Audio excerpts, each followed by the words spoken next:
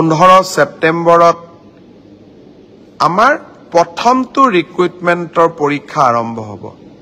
11 লাখ প্ৰাৰ্থী পৰীক্ষা পতা সহজ নহয়। যোৱাবাৰ প্ৰাৰ্থী কম আছিল কাৰণে চেণ্টাৰ কম আছিল। এইবাৰ চেণ্টাৰো বহুত, প্ৰত্যাহ্বানো বহুত। কালিৰ পৰা আমি প্ৰস্তুতি কৰিম যাতে পৰীক্ষা সুন্দৰ কৰি হয় আৰু পৰীক্ষা আমি যাতে সফলতাৰে পাৰ কৰিব পাৰোঁ। পৰীক্ষাত নকল কৰা বা পৰীক্ষাত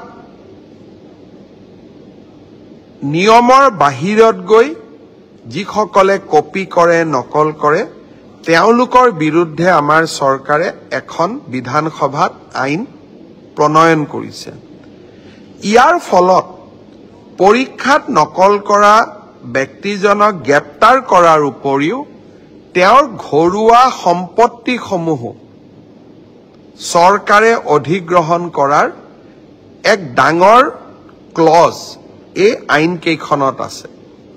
2 দিনৰ ভিতৰতে আমি এই আইনখনৰ বিষয়েও বহুল প্ৰচাৰ কৰিম। মই আশা কৰিম মেধাৰ ভিত্তিত নিযুক্তি। বহুতে কয় মোৰ মেৰিট আছে কাৰণে মই চাকৰি পালো। বহুত এতিয়া ফেশ্বনো এটা আছে যে আমি বিজেপিক কিয় ভোট দিব লাগে, আমিতো মেৰিট আছে কাৰণে চাকৰি পালো। মই এটাই কথা কম, মেৰিট আৰু মেৰিটৰ ভিত্তিত পৰীক্ষা পাতা এই পংকিলতাৰে ভৰা সমাজত ইমান সহজ নহয়। এক প্ৰকাৰ অহা কালি পৰহিৰ পৰা আমাৰ অফিচাৰসকলে ৰাতিয়ে দিনে কাম কৰিব লাগিব যাতে 15 ছেপ্টেম্বৰৰ পৰীক্ষা নিকা হয়। কিন্তু মুখ্যমন্ত্ৰী বা আন মন্ত্ৰীসকলে যদি বিচাৰে পৰীক্ষা নিকা হ'ব নালাগে, মোৰ মানুহে চাকৰি পাওক, তেতিয়াহ'লে সকলো কথা সহজ।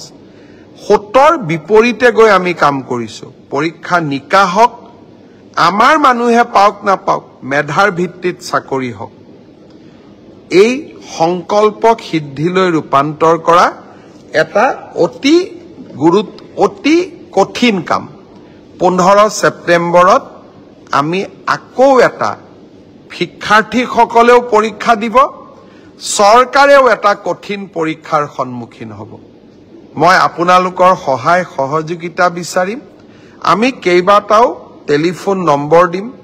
কোনোবাই যদি কৰবাত কিবা এই ধৰণৰ বেআইনী ঘটনাৰ সুযোগ পায়, নকল কৰাৰ ঘটনাৰ খবৰ পায়, কিবা